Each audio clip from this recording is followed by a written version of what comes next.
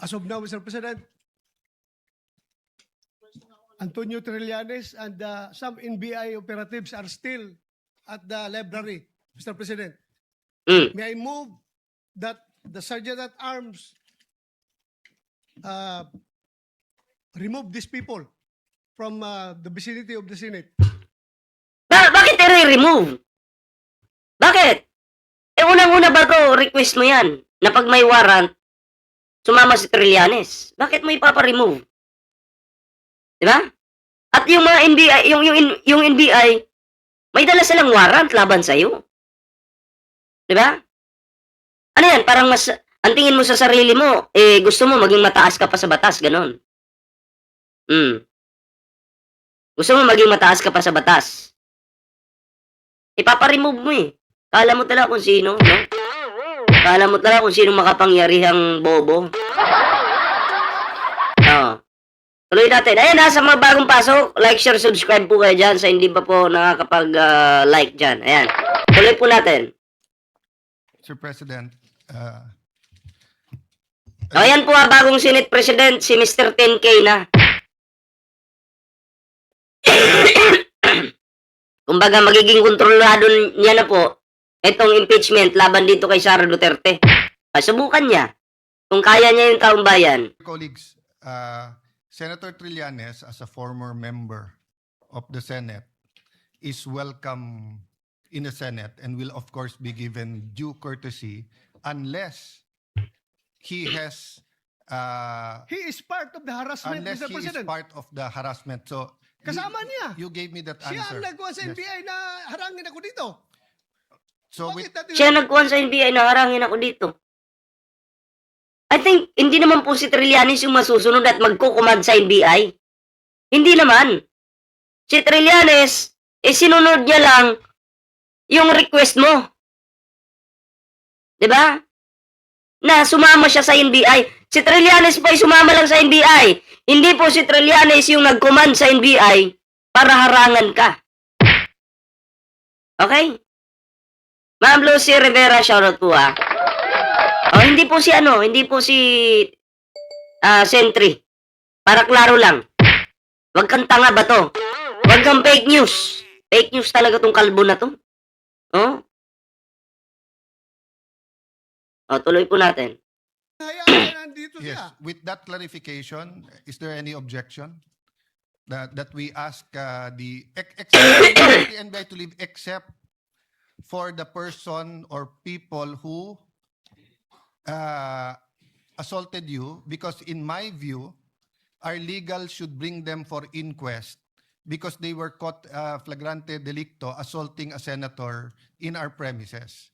Yung nag-assault sa iyo hindi dapat pakawalan. Dapat dalhin sa for inquest, no? Yung kung walang kilalaman na nandito at wala silang official business dito, may motion ang Senator Bato na paalisin sila sa Senate. Is there any objection? Unang-una, sabi ko nga paulit-ulit na tayo, may warrant. Diba? May warrant. Request ni Bato. Maliwanag naman yun. National TV, lumabas yun. Yung request ni Bato na sumama si Trillanes. Diba? So, sa tingin ko, wala pong kapalpakan na ginawa si Trillanes dyan. At syempre, ang NBI po. Yun, para klaro lang. Mr. President. Yes, Mr. President, that Senator is, Soto first. I have no objection to the motion of Senator De La Rosa. As a matter of fact, I will probably support his motion, but parliamentary rules dictate that we settle first the Yes, previous yes, motion. yes, There is a yes. pending motion Kaya hindi Yes. pwedeng patungan ng lesser Yes. motion. Thank No? Thank you for that let's reminder. resolve first the motion of Senator Is- Jinggoy Estrada unless he wants to withdraw the motion. With Senator Pia Cayetano, is it on the same topic or a different topic?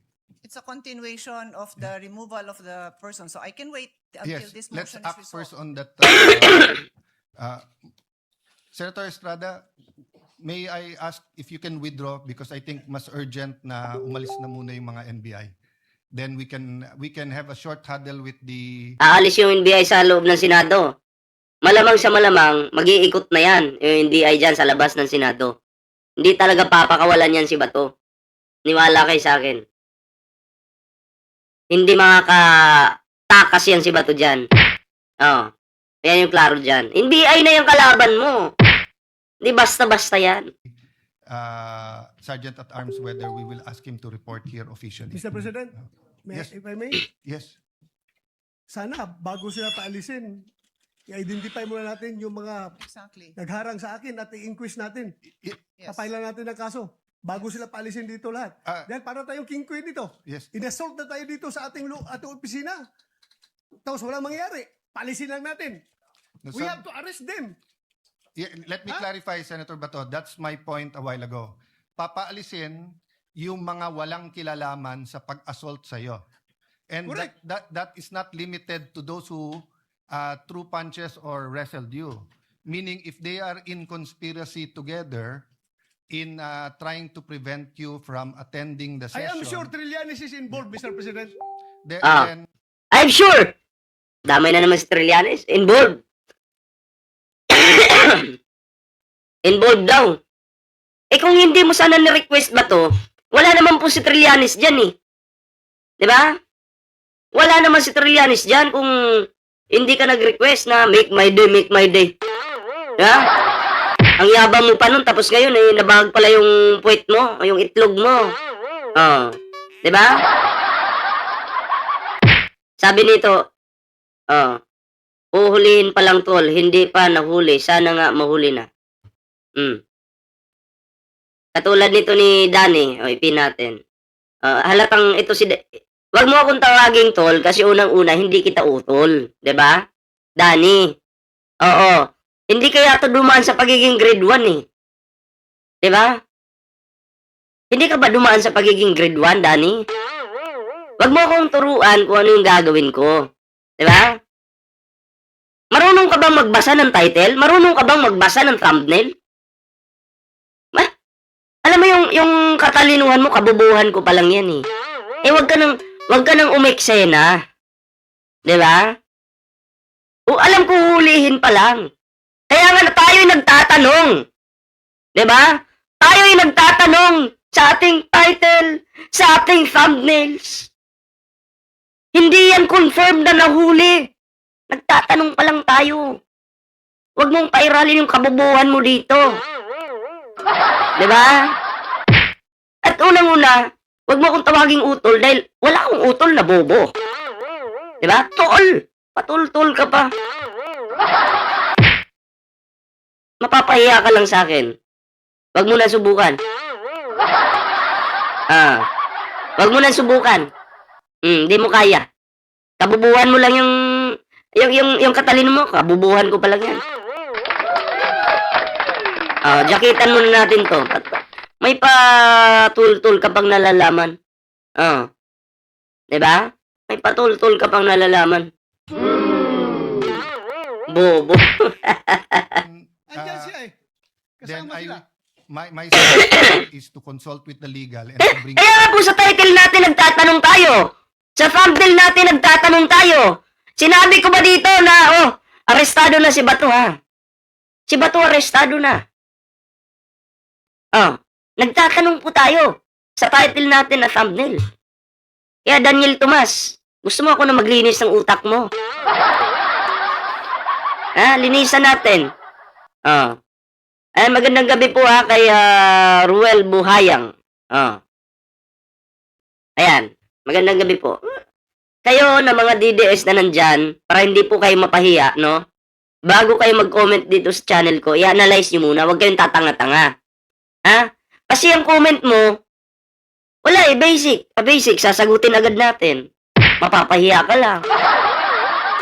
Diba? Ay salamat po Ma'am Hashimoto. Salamat po sa iyong pakulay dyan. Ang bilis tumakbo ni Bato, Parang hinahabol ng wakwak. them for inquest. No? But before that, I will follow the suggestion of Senator Soto. Can we first dispose or withdraw muna? Mr. President, I withdraw my previous motion. So since the motion is withdrawn, Senator Pia. Yes. I think this is what the Senate President had in mind in any case. Let me Mukha ng traidor, oh. Didikit-dikit sa Pangulo, tapos dutae. Dutae pala. just put on record, I think Senator Bato will also welcome this. Before removing anyone who is not involved, we have to determine who is involved and who is not involved. Obviously, I think that's quite obvious. But to be clear with the instructions of the Senate President, everybody here should be dealt with because they are here. Kaya alam mo, kahit tinaas nito yung, kahit sinuportahan po ito ni PBBM nung panahon ng eleksyon, 2025, hindi ko po ito binoto, ito mukan to. Ang kapal ng mukha, no? Kapal-kapal ng pagmumuka. Hindi ko po yan sinuportahan. Ewan ko lang sa inyo kung binoto nyo yan. We need to hear from them. They should give their testimony kung bakit sila nandito, sino ang nagpapunta sa kanila dito, ano ang instructions sa kanila, kahit tumayo lang sila dito, we want to know, why are they here? So, just to be clear, I'm pretty sure that is what the Senate President meant, but perhaps we can instruct our legal team very carefully bago pa alisin. Pati yung identification nila, yung official identification nila, baka may mag-missing in action dyan. We just want to be clear that everyone who had who even witnessed, even if they were just a witness, we would want to have access to them, Mr. President. Thank you. Let me clarify, if the committees themselves can hold in direct or indirect contempt unruly guests, may they be witnesses, may they be our employees or whatsoever, basta not non-members ng Senate, lalo na pwedeng mag-direct or indirect contempt dito sa Senado. But we are dealing with two separate things, whether what they did was contemptuous, and then secondly, whether there was a criminal offense committed within our premises, in front of our faces, that gives us the right for an arrest. And Shoutout po kay Kayet Esorio. Tama ba? Kayet Esorio. Shoutout po the DOJ for an inquest. That is why I think the Sergeant at Arms took our instructions a while ago not only to view the video but to conduct an immediate investigation. Maybe we can have a 2-minute suspension and consult with the Sergeant of Arms kung ano na yung investigation nila. Before we ask anyone to leave the Senate. Tama si Senator Bato at Senator Pia. Baka palisin natin, pero baka naman sila yung dapat arestuhin. No? So we'll suspend for 1 minute. So, nagbida-bida na si Cayetano. Ha? Alataan niyo po yung kanyang pagiging bida-bida. Kasi, porket siya na yung Senate President, kahit alam naman nilang may purpose talaga kung bakit sila nandyan, no, pero dahil bida-bida yan, paparesto daw nila. Di ba? O, kayo mga pre, ano po yung inyong reaction dito? Ano po yung opinion? And comment down below para naman po maging updated po kayo sa mga uploads natin. At huwag kalimutang mag-like, share, subscribe mga pre. Ayan. Eto na. Papakita ko sa inyo ngayon kung gaano kaduwag si Bato.